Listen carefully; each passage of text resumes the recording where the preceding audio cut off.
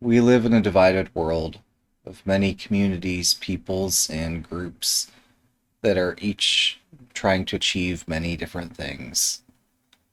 And it would be nice to learn how to live better together, how to achieve greater things as a people, and so forth. I can't pretend to have all the answers. I can't even pretend to know all the questions, but we can still explore morality together and try to learn more and perhaps define better goals along the way.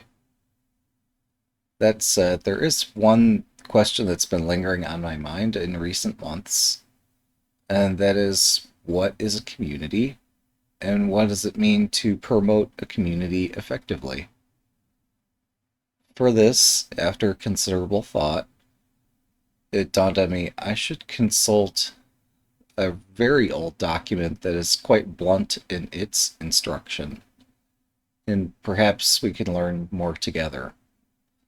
So that said, let's take a look at Sun Tzu's The Art of War, translated from Chinese by Lionel Giles and published by Allandale Online Publishing in Leicester, England in 2000. With I won't get into the politics, but it says this is provided as is, and it's public domain material, so you can obtain a copy as well. So before we get into this, one thing I'll note is that Sun Tzu identifies this entity called a state. In fact, chapter 1 is laying plans and says Sun Tzu said, the art of war is of vital importance to the state.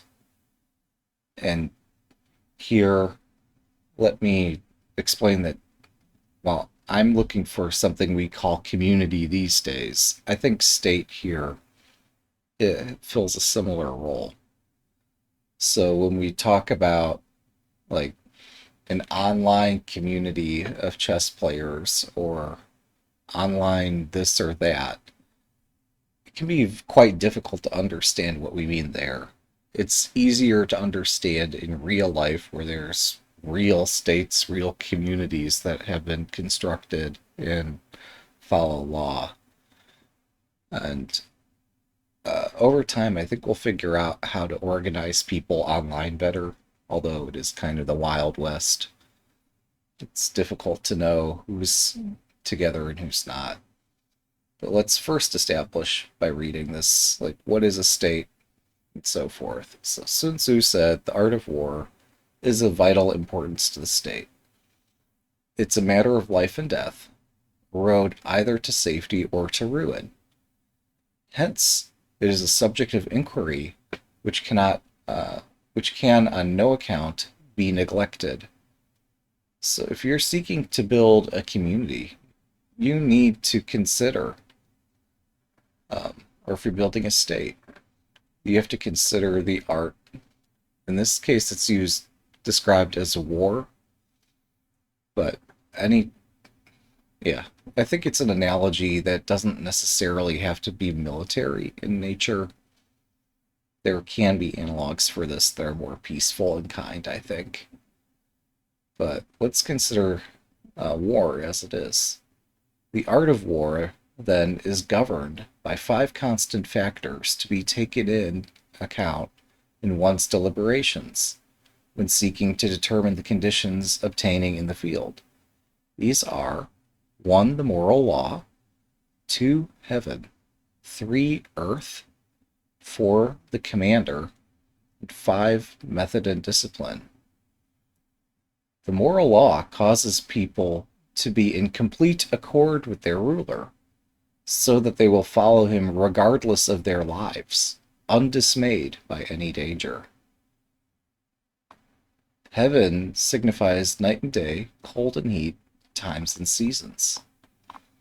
Earth comprises distances great and small, danger and security, open ground and narrow passes, the chances of life and death. The commander stands for the virtues of wisdom, sincerely, I think this means sincerity, benevolence, courage, and strictness. By method and discipline are to be understood the marshalling of the army in its proper subdivisions, the graduations of rank among the officers, the maintenance of roads by which supplies reach the army, and the control of military expenditure. These 5 heads should be familiar to every general. He who knows them will be victorious. He who knows them not will fail. Therefore, in your deliberations, when seeking to determine the military conditions, let them be made the basis of a comparison in this way. And let me stop there. So these are all vital considerations for a real army seeking a physical combat and so forth. But it occurs to me, like, similar considerations apply for any community that has a leader, no? So moral law can causes people to be in accord with their ruler. I think even in a digital context or other wider, more broad context, um, like a community is identified by people who follow their leader. And this is, I'm not going to get into political things, even though I have 1,001 different political things that I think could be of interest. But um, I think this discussion's more productive if I don't fixate on any one political thing that would drive people away. But I still recognize that politics is a thing, and we'll see later in this same chapter why it is of some concern. But yeah, I think for any community, the participants, the community members, are those who are in accord with the leadership of the community. So they follow that regardless of their own fate. And it's important to recognize, like, by your participation in a community, just how easily are you swayed. If you can see communities building, identify which ones you want to be a part of, and so forth. Your decisions have weight. If you're leading a community, be cognizant of the effects that you're having on your people. So these considerations, again, were the moral law of the leader or the ruler being able to command complete control of their army and their people. That heaven, being a factor of war, signifies the night and day, cold and heat, times and seasons. These things which are more temporary in nature, that are beyond any individual's control, but still need to be accounted for, as compared to what is called Earth here, where distances aren't going to change. So you can know, like, what the distances are. You can know which paths are open or which paths are more secure, what risks are involved with certain terrain and so forth. So these are the more permanent sorts of factors. And you'll see many strategy games and simulations where many factors apply to, like, the chances of a particular act being successful.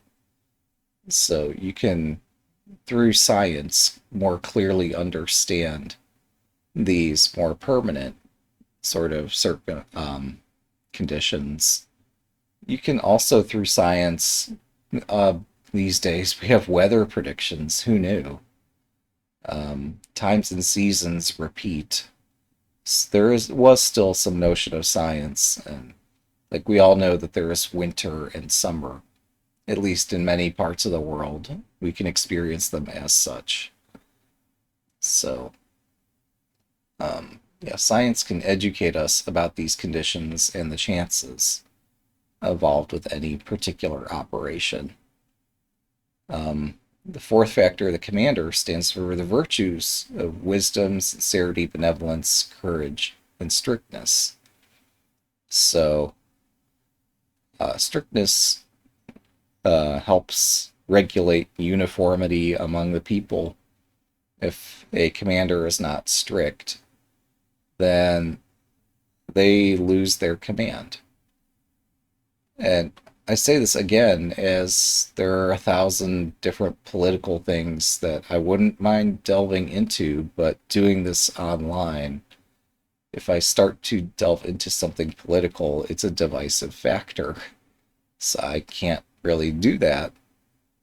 But at the same time, I can at least educate that politics is a real thing. Um, I'm not seeking to start a political movement as far as I know. I'm just seeking to educate and understand at this point, clarify my own understanding, my own decision making. But perhaps there can be things that are political nature that might be worth attending to. I don't know. But yeah, the commander stands for all these virtues of benevolence and wisdom and sincerity. These things that we understand to be virtuous in the same way that Aristotle understands that virtue is a state of character concerned about choice or with choice, lying not at any extreme, but at a mean. Um, so an apple a day keeps the doctor away. Like being able to apply common sense virtue to, like, these are the things that help with physical health, with mental health, with communal health, with yeah, just having positive interactions with other folks, but not just in a way that we'll see later in the chapter, but something that's more genuine, or at least is understood to be mutually beneficial, whether it is or not. That people will follow their leader if um, if the commander extols all these virtuous points. But yeah, just because there's this notion of benevolence, it does not mean um, what am I trying to say? Like, if you are an effective leader, you can be generous to a point with the resources that you have. But if you're doing so at a point where you overtax yourself and you collapse as a leader and as a commander, this is no longer um, sustainable. So, um, yeah, there is a wisdom involved in how generous one should be with one's resources and how one can um, find a way to better sustain that and still grow a community, still know that you're actually helping people and not harming them. Um, and they understand this as well. Um, Final consideration here by method and discipline. We're talking about marshaling of the army into proper subdivisions, assigning the officers proper graduations of rank, maintenance of roads, the mundane minutiae of infrastructure that keep a thing going, and the control of military expenditure. Actually, yeah, that's to my previous point that you do need to expend in order to be able to operate any organization or group, um, unless they're like freely associated and volunteering. But in an effective state, states deal with expenditure. Large communities deal with expenditure, and so that needs to be carefully regulated. But it's also equally vital for maintenance of roads and other such maintenance to occur. It's still, for a state, important to have graduations of rank among officers to recognize those who are most virtuous and not recognize those who are disruptive to the state or community. I'll move on here. These five heads should be familiar to every general. He who knows them will be victorious. He who knows them not will fail. Therefore, in your deliberations, when seeking to determine military conditions, and again, even though Sun Tzu talks about military and war and the state, I think this same analogy will apply when you have any community interfacing with another community, whether they're collaborating or competing. It's necessary in these interactions to also consider similar factors, I would think. So, therefore, in your deliberations, when seeking to determine military conditions in order to determine success or failure, let them be made the basis of a comparison. So, I'll again pause here. To operate effectively, you need to be able to consider options and compare them in a reasonable manner. It's not like, here, I think this is the right thing to do, so let's do this thing. An effective ruler needs to be able to consider more than one option and compare, and unless they just are divinely inspired and the first thing that comes to them happens to always be the right thing to do. But that seems unlikely, and more realistic, Sun Tzu would suggest, is that you compare these factors in this way. First, or one, which of the two sovereigns is imbued with the moral law, the ability for their people to follow them regardless of harm undismayed? Two, which general has the most ability? 3, which general has the advantages derived from heaven and earth? 4, on which side is discipline most rigorously enforced? 5, which army is stronger? 6, on which side are officers and men more highly trained? 7, in which army is there the greater constancy, both in reward and punishment? By means of these 7 considerations, I can forecast victory or defeat. The general that hearkens to my counsel and acts upon it will conquer. Let such a general be retained in command. The general that hearkens not to my counsel nor acts upon it will suffer defeat. Let such a one be dismissed. While heading the profit of my counsel, while heading the profit of my counsel, avail yourself to any helpful circumstances over and beyond the ordinary rules. According to circumstances as favorable, one should modify one's plans. Okay, let's go back and digest this.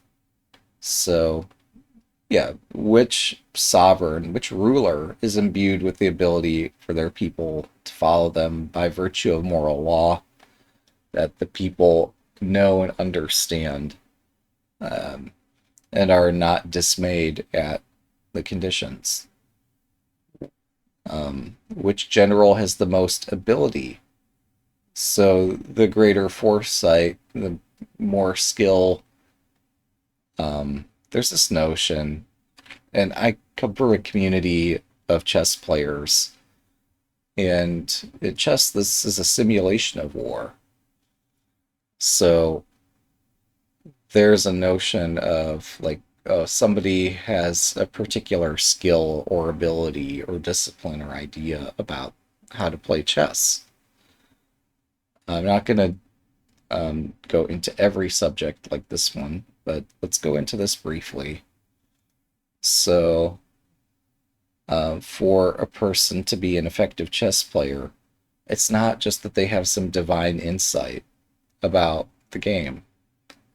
It's not, well, yeah. So revelation is not the answer.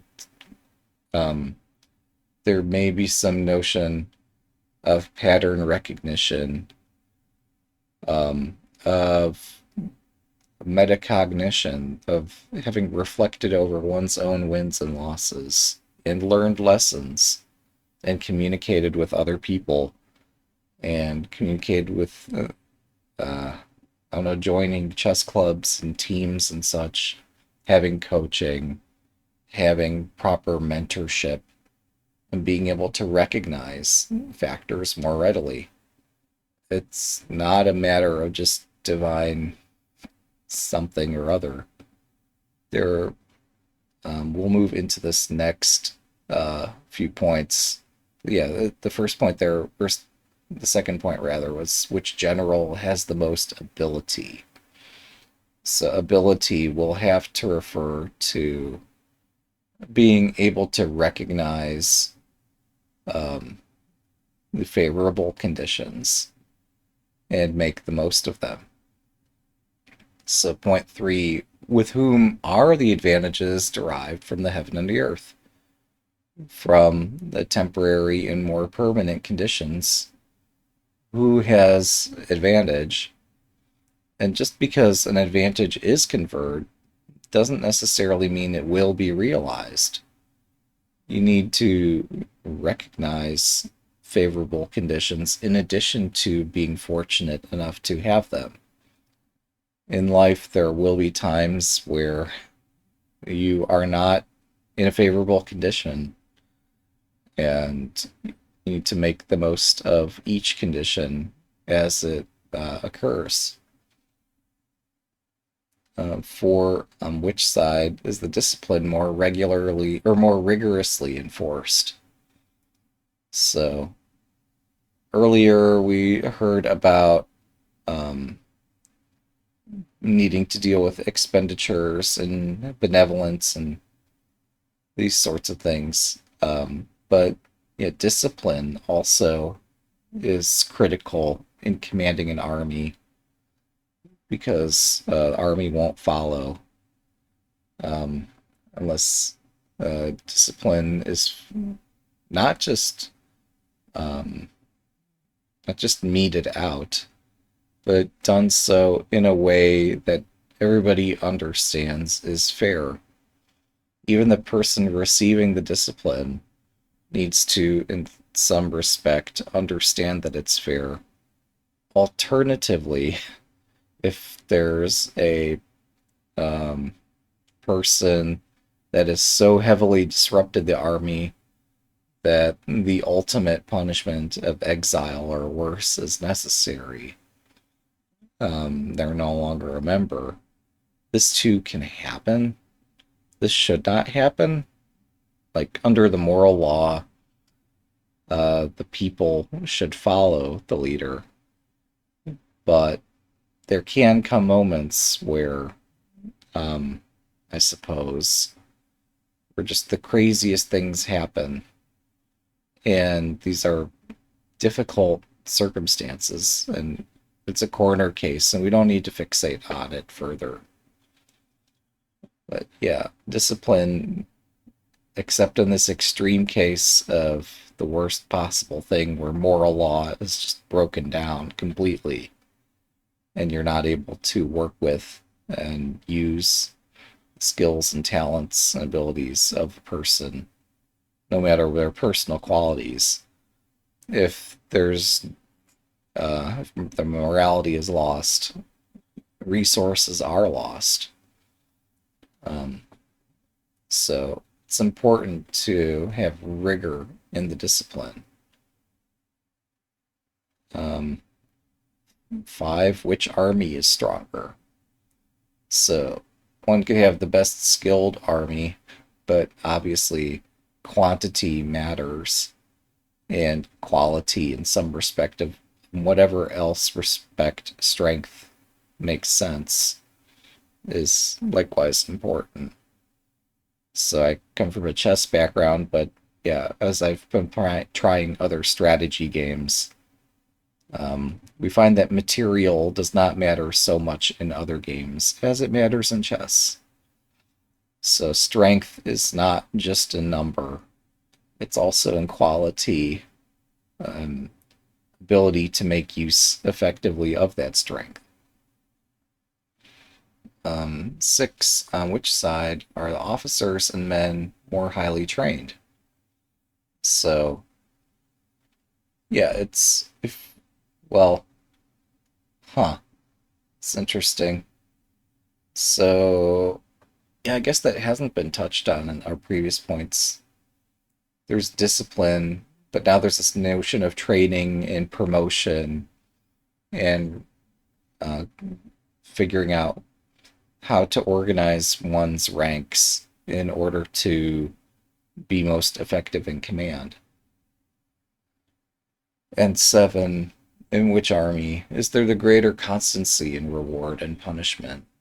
So, in this respect, yeah, if there's just arbitrary punishment and arbitrary reward, moral law will decay. Um, and I guess point 1 was which sovereign is imbued with the moral law, the ability of the people to follow without dismay, regardless of their own fate. But um, for there to be greater constancy in reward and punishment, this will not only help reinforce the moral law, but also help, economically speaking, as resources will always be limited. And yeah, from these considerations, and by considering, um, so previous to these 7, so therefore in deliberations when seeking to determine military conditions, it doesn't say of a battle, it doesn't say of a campaign of some duration. Um, so these factors should be considered whatever the conditions are, or whatever the duration is for all these conditions. If you can determine the time and place of an engagement, you can determine the chances of success and defeat and forecast this more accurately. Yeah. There are many military simulation games that this is quite important and effective in. So let's move on. So, yeah, as circumstances are favorable, one should modify one's plans, not just stick to the plan for the sake of sticking to the plan. Just it's important, likewise, to be flexible to whatever happens to arise and be able to adapt. Next, Sun Tzu says that all warfare is based on deception. Hence, when able to attack, we must seem unable. When using our forces, we must seem inactive. When we are near, we must make the enemy believe we are far away. When far away, we must make him believe we are near.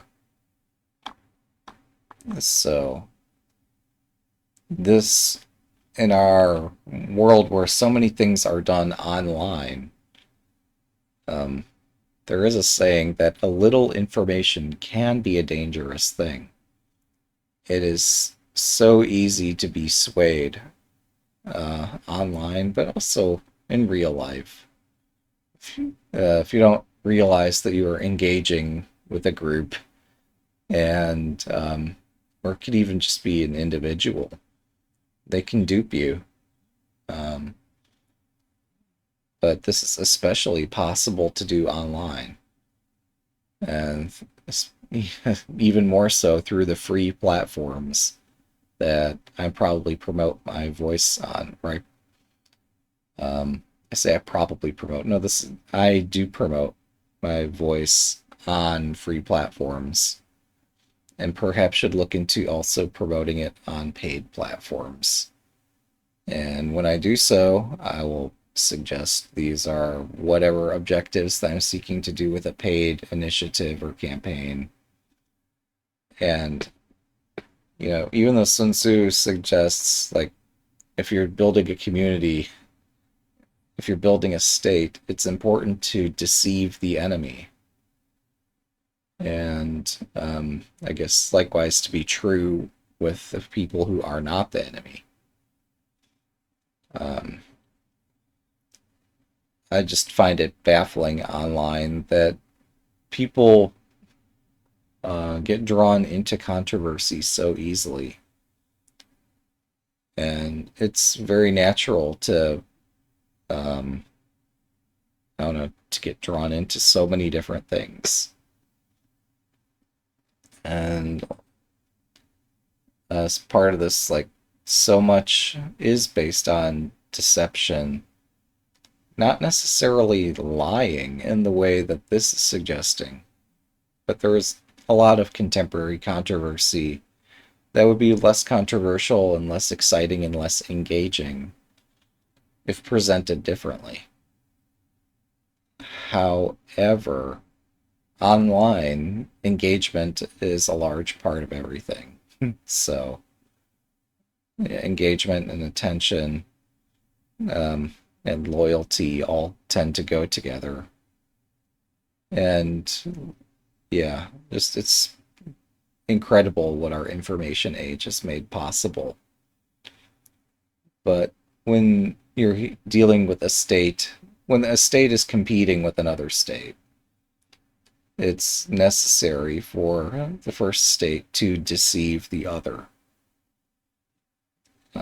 When there's not a notion of some higher morality that both states should ascribe to, that like, hey, we're both going to boldly declare our plans and do these battles with honor and so forth. War is war. It's a terrible thing. It's not something that should be sought, but when war must be fought to continue a state, to perpetuate a community also. I'm not suggesting a violent thing for a community, but when communities engage with other communities, deception is not necessary, but full revelation of every detail of the inner workings of your community might not be in your own community's interest. You want to share enough that your own community follows you as a leader, but you don't necessarily want to give all the information it takes for an adversary to be able to apply all that same information easily and strengthen themselves. But yeah, here, when using our forces, we must seem inactive. When we are near, we must seem we are far away, etc. Now, a skilled ruler is not going to be easily swayed by such tricks. Commanders of various skill and if you've promoted them properly, can to various degrees also not be so easily duped. But deception is part of this. Um, so, but it's not just all about deception, actually. It's also important to know your enemy. Hold out baits to entice the enemy. Feign disorder and crush him. If he is secure at all points, be prepared for him. If he is in superior strength, evade him. So, yeah. Um, yeah, here's more forms of deception. But there are also circumstances where you're just not going to win. And try to make the best of conflicts when they have to happen. And if possible, if you realize that you just cannot win a conflict, evasion can also be quite important. If your opponent is of choleric temper, seek to irritate him, pretend to be weak that he may grow arrogant. If he is taking his case, or taking his ease, give him no rest. If his forces are united, separate them. Attack him when he is unprepared, appear when you are not expected. These military devices leading to victory must not be divulged beforehand. I find it amazing that it even had to be stated here. Um, Again, I won't get into politics, but yeah, obviously, if you are trying to trick your opponent, you need to actually not just follow the tactics to the letter, but also not tell the opponent in advance, here's the letter I'm following. Um, Now, there's this notion of if you understand your enemy, like if they're of choleric temper, seek to irritate them, pretend to grow weak so they might grow arrogant and let their guard down, or they might act rashly. If they're taking their ease, don't let up. And like these are things that apply equally well in simulations and games. Um, so, to some degree, you can tell if a person can reflect on their own successes and defeats in simulations. And if they can, then yeah, they should be able to apply this across a broad variety of activities, whether they're games or of more serious consequence. Um, Point 26. Now the general who wins a battle makes many calculations in his temple before the battle is fought. So, yeah, winning a war, obviously, you need to carefully consider not just one plan, but you're considering many alternatives, presumably on many different time frames and in many different settings, and selecting those that are most favorable. Perhaps this was of an era before algorithms became more popular, but um, still many calculations and thoughts are required far before the battle is fought. Let me go on. The general who loses a battle makes but few calculations beforehand. I'll put an asterisk there. So again, in games, if you are simulating and you understand the game so well, you have some idea of which things are more which conditions are more necessary to calculate than others. If you have this extraordinary pattern recognition and vision, of course, you still need to calculate rigorously. Not necessarily numerously, but rigorously in calculation in order to be successful. I'll move on. Thus do many calculations lead to victory, and few calculations lead to defeat. How much more no calculation at all? It's by attention to this point that I can foresee who is likely to win or lose. So one can forecast victory and defeat of the states based on whether or not the rulers, the generals, are calculating as they need to. You need to consider all the factors we've previously mentioned and do so in a way, I mean, for your own benefit. Follow a discipline of some pattern. Find something that works for you as ruler of your own little domain, whatever that might be. Doesn't even necessarily need to be a multiple person domain. It could be the domain of trying to learn an instrument or trying to learn some other skill, trying to learn a language or trying to learn any academic subject. You can break things down into pieces. You might not be able to coach yourself and see the full picture that the way other people might be able to see this. And that's fair. It's fine. But also, like in a family or in a local community or even in an online thing that we call a community that might not be one, where people just elect to follow somebody. there becomes a leader. That leader is able to be successful in some way, great or small.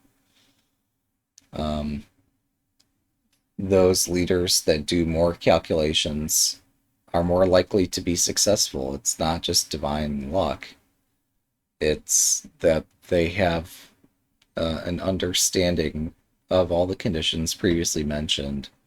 They're observant, they're ambitious, they're looking. They're not just complacent. Um, Now, again, in simulations, in games, you might notice sometimes there are people who easily succeed at things, and it's because they're extremely well educated. I don't think that, like, looking back millennia, I don't think there's a notion of a state being extremely well educated versus one being incompetently educated. These differences in education in physical war don't necessarily, like, there's only so much you can do with a better understanding. And it is impressive looking back through military history, the crazy things that have been done with great success. But in online communal engagement, um, yeah, to build a cause, to build a community, those who look forward to whatever the conditions are, um, I suppose physics doesn't have to refer to something in reality, but it just is something in that a group needs to engage on. There are physical constraints, whether those are real world or whether those are man-made. Um, you deal with all these conditions. Um, yes, there's ways to pay better attention and better promote a cause if you're aware of what all the domain of possibilities are. So I don't know that I've effectively explained chapter 1 here. Um, there are 1,000 things I'd love to wax political on, but doing so would undermine my own ability to communicate about the more important points that, like, you need to understand the moral law, how people easily follow a leader. You need to, if you are in some way a leader, look for the conditions in the heaven and the earth, these more temporary and permanent conditions. Look at those in your ranks, the commanders that lead other people, and look at the constancy, at method and discipline among the rank. If there are things that need to be dealt with, they need to be dealt with. You can't just ignore them. You can't externalize things, as popularly sometimes it seems people can seem to get away with. Eventually, having ineffective leadership will end up dividing a group. So it's useful for the health of a state to have constancy in method and discipline. So people that are more virtuous are recognized for their virtue, and you can seek to expand the state. And for those that are disruptive, that they are dealt with in a way that you can still make the best use of them to the extent that you can. But if they're too disruptive, if the moral law is lost, then yeah, it is important to be able to discipline as well, even if that requires exile. Sorry, I can't delve into things apolitically in much greater detail. This is the art of war. It's not a subtle document. It provides a recipe that, if followed, people can be successful. Rulers can be successful. Commanders can understand these are the values that have made my ruler successful, and that by espousing their values, I can help our state be more successful and I'll be rewarded, etc., for it. Um, and even though people have their own perspective on how they think things should be in an ideal world, we have to deal with the reality that's in front of us and be able to move forward on it. So, yeah, I'm not fully sure if I continue looking into materials like this. I think it's useful and an engaging format. I think it's more useful, in fact, to have a community, to be able to talk with other people, but it's quite difficult to organize these things in a way that encourages long-term growth too. So, yeah, it's possible in this, if I continue, I may still trying to understand how best to interview people or interact with people. And it would be nice to someday have a podcast that is of such a format that, like, it's with people that are closely known or trusted, or, I mean, one wants the most favorable conditions for community building, but it doesn't just happen overnight. On the other hand, I've seen so many things go wrong with community building that I'm extremely hesitant about trying to build something online. Because, yeah, if one can see these conditions and see that building online is not the most favorable way to do it, but if it's the only way, it's the only way. But if you can see that something will lead to defeat from the outset, then why do it? Yeah, so at the same time, one needs to make the best of their chances. So it does behoove me to try to get into podcasting and try to do something like this, even though I don't fully understand my complete goal.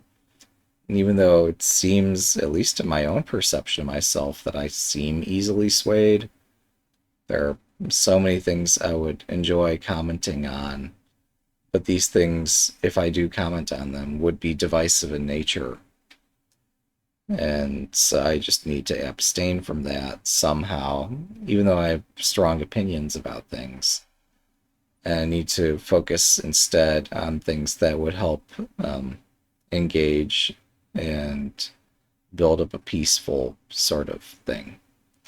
I found it useful over the years to collaborate with free software developers to make better tools to make the world a better place.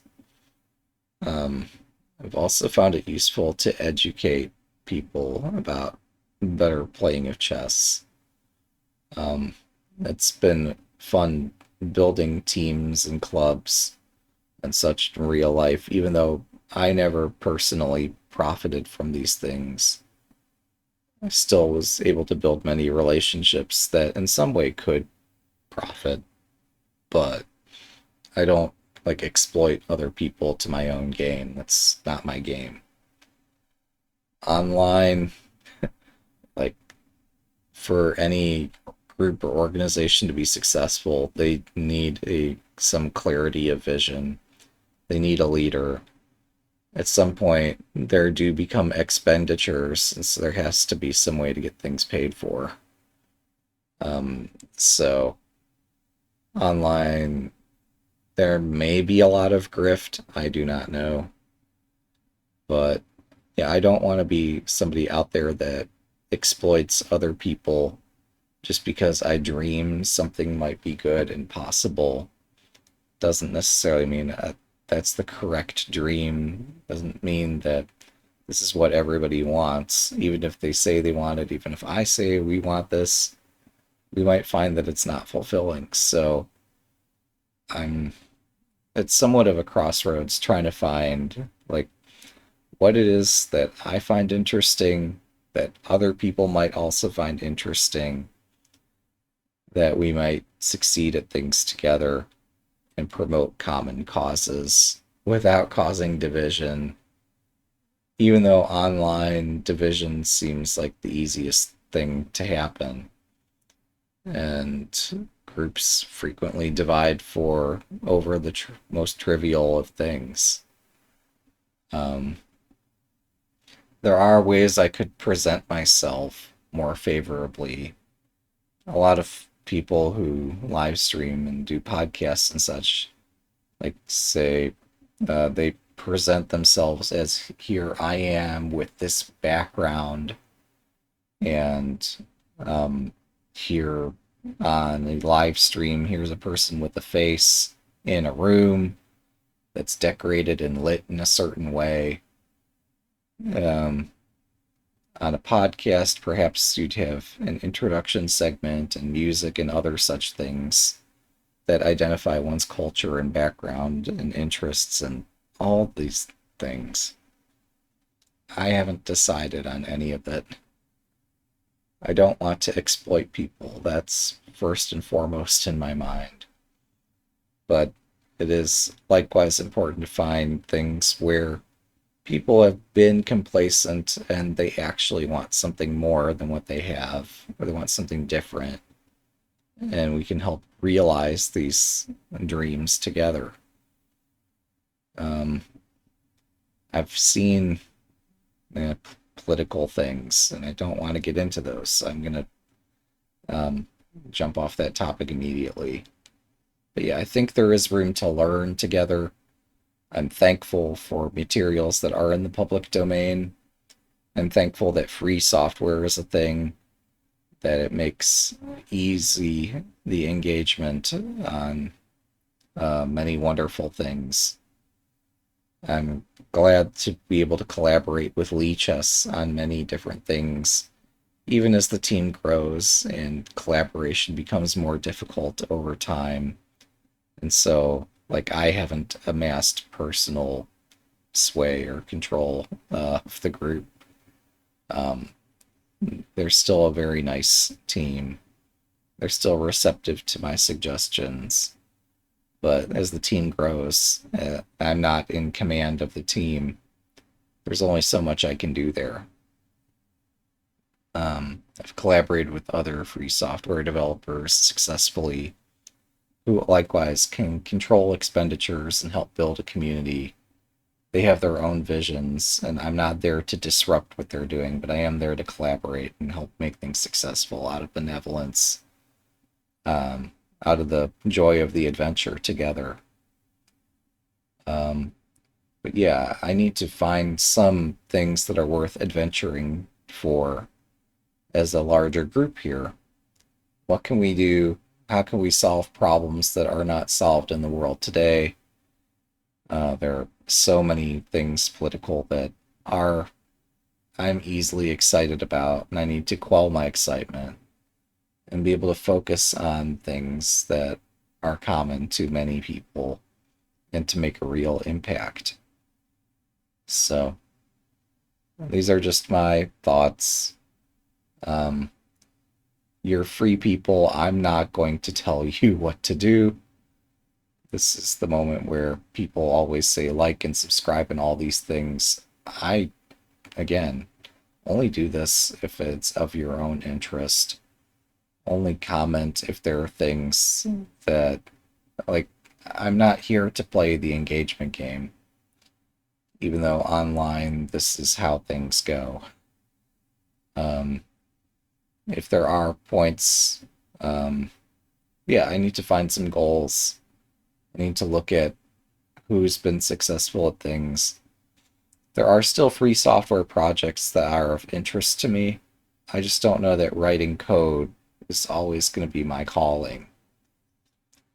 Um, I likewise don't know that going fully political, like arguing things about health in various ways, whether it's physical health, mental health, social health. I don't know that putting a political stance out there is necessarily a useful thing either. I have to look for something that's going to deliver a better value that's not just argumentative in nature, but actually builds a community and offers things. So we'll give it some thought. Anyway, it's been a fun discussion. Hopefully, I can build some cadence with this and better clear my thoughts and make real progress and take advantage of favorable conditions. So, thanks for listening. Have a great day.